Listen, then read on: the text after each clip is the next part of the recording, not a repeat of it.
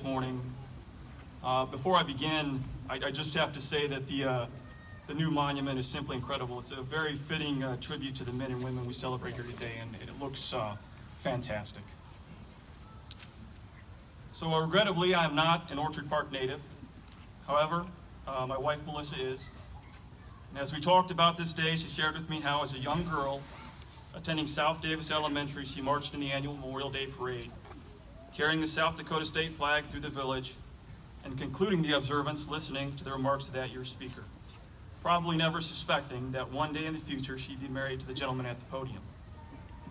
More importantly, though, in our conversation, Melissa expressed how, from a very young age, she appreciated the importance of this somber day and what it represents, thanks in no small part to this tradition. Memorial Day's roots are firmly planted here in New York State. Over 150 years ago, 100 miles to our east, the people of Waterloo, New York, lowered their flags to half-mast and decorated their village to remember the soldiers who had died in the Civil War. Since that day in 1866, our nation has paid tribute to the lives of those who have fallen in the line of duty and service to our great nation. I would submit that what makes our nation great is the equality afforded to all men and women and guaranteed by our Constitution. This is a blessing without comparison, however it comes with a price. And when the nation goes to war, each community pays equally. No city or town, no matter how small or great, is exempt from the duty of sending its sons and daughters to war when our country beckons. 50 years ago today, the village of Orchard Park heeded the call and bid farewell to those who would serve in their generation's conflict. And as the country waded deeper into the Vietnam War, men and women from this community were called to the colors. Men like Bill Shara, John Schroeder, Paul Rappel, and Gene Gavigan. All who served sacrificed, and in some, as President Lincoln so eloquently expressed, gave the last full measure of devotion. One of those sons rests less than 1 mile distance from us today, interred in the Woodlawn Cemetery. Shortly after graduating from Orchard Park High School in 1965, Douglas Henning enlisted in the United States Army. Even before joining the Army, Doug was exceptional.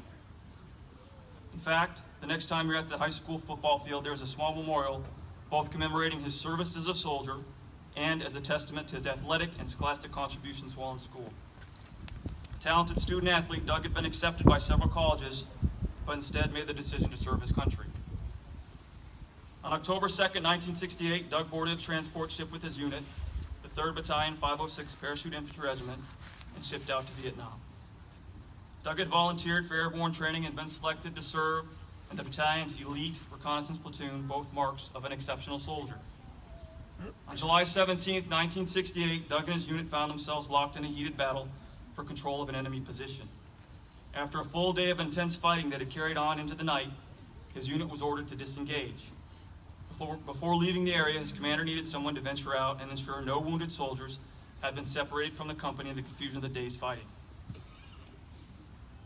It was imperative that no man was left behind to fall into enemy hands. Doug volunteered to go. He carefully moved forward to the friendly lines, and as he searched in the darkness, shots from an enemy rifle rang out, ending an exceptional life, filled with promise.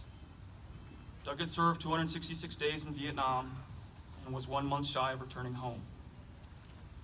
On the 5th of August, 1968, Doug was laid to rest here in Orchard Park, a mere 2 days past his 21st birthday.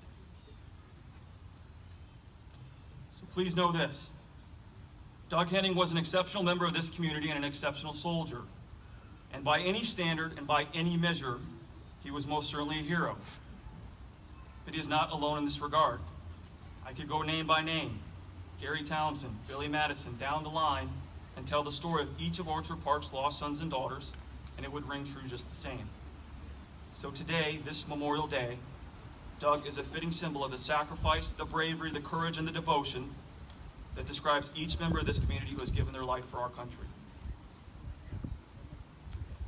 If I could be so bold as you depart this ceremony, I would ask 2 things. First, remember and pray for the souls of our fallen and for their families. Second, rejoice. Take comfort and solace knowing that our liberty is guaranteed, as it has been for over 200 years by the courage and sacrifice of all those we honor here. So let this Memorial Day be a beginning, a rebirth of our commitment to live and serve with passion, joy, and enthusiasm. Let us start summer with the Triumphant and Joy song as we celebrate our prosperity, our freedom and life, knowing that we are truly blessed to be members of this great nation, fully made possible by the men and women we honor here today. In closing, I would like to thank you for letting me be part of this ceremony and tradition. It has been a tremendous experience for me personally, and one I will never forget.